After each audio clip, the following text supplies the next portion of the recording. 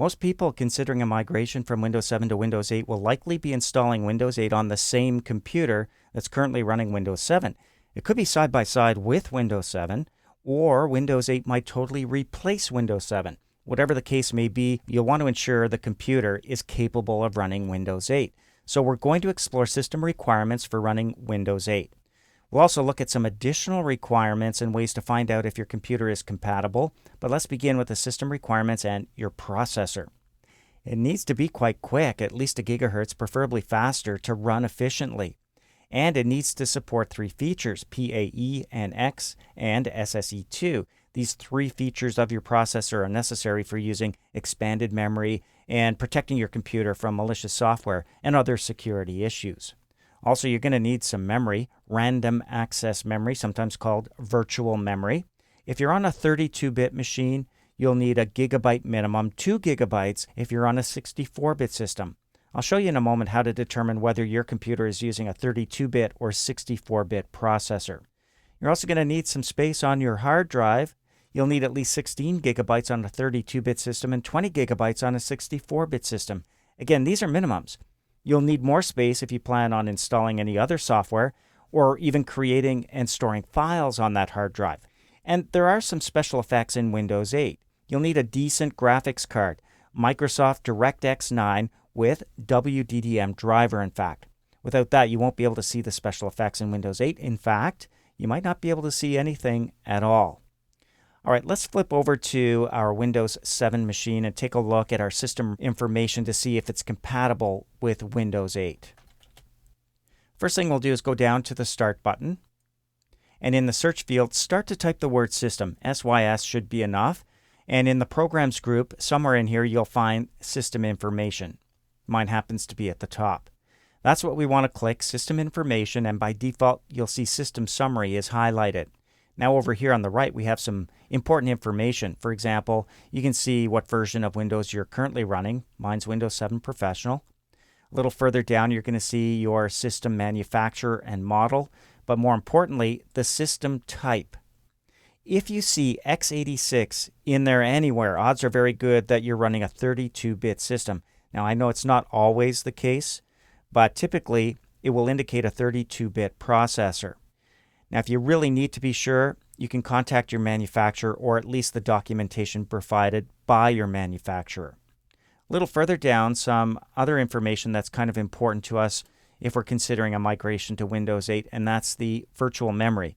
There is physical memory, but a little further down is where I'm going to find out what my random access or virtual memory is. Looks like 2 gigabytes here, which is plenty to run Windows 8. All right, there's another option for getting our system requirements as well.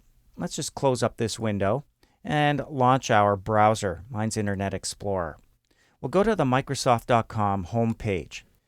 Now, although this homepage changes regularly and yours is going to look different than mine, you should be able to find a search field here somewhere, and clicking in there is going to allow us to type in the following: Upgrade, not Advisor, Assistant, and press Enter on your keyboard.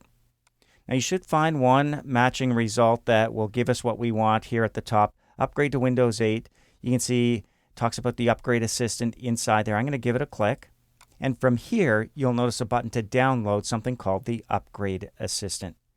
Now, if you're wondering what it is, you can actually scroll down here to read a little bit about what the Upgrade Assistant will actually do for you. It does scan your hardware, your apps, any devices that are connected as well.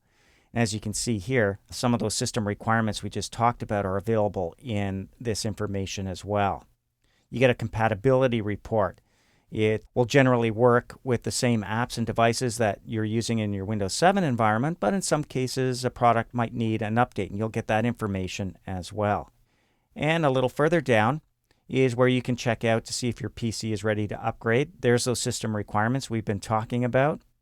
Also some information about the Upgrade Assistant Touch. Can I upgrade from a 32-bit version to a 64-bit version of Windows 8? That's something that you might be thinking about doing. You can find out by clicking this link if it's possible. All right, so a lot of information here, but really what we want to do is get the Upgrade Assistant, and as we scroll back to the top, you can see a button to download the Upgrade Assistant. Now, if you want to go ahead and do this now, you can. Click the button and click Run, and you'll be downloading the assistant, which we're going to actually look at in Chapter 2.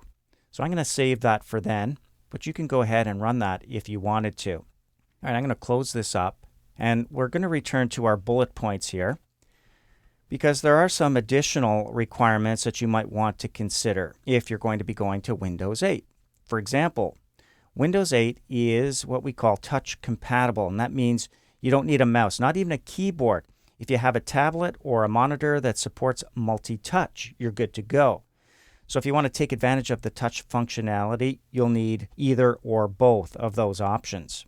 Also, there are some special effects I mentioned earlier. One of them is called Snap. It allows you to snap windows into sections of your screen. It's a great way to stay organized. Notice what we need for a screen resolution here. And also, if you want to take advantage of the Windows Store, where you can download apps and so on, of course, you're going to need an internet connection. But also, the screen resolution on your monitor needs to be set to at least 1024 by 768. Also, you might consider a Microsoft account. It's free, but it does give you access to all kinds of additional features. I think about SkyDrive or cloud computing, for example. With your Microsoft account, you'll be able to store files in your SkyDrive folder, which is free storage space in the cloud, allowing you to access your files from anywhere on any device. So think about signing up with a Microsoft account if you don't already have one, like a Hotmail account, for example. That allows you to log into Windows and have access to these special features. So that's the first step in migrating from Windows 7 to Windows 8. If you find that your computer is compatible, it's time to consider a migration path, and we'll talk about that next.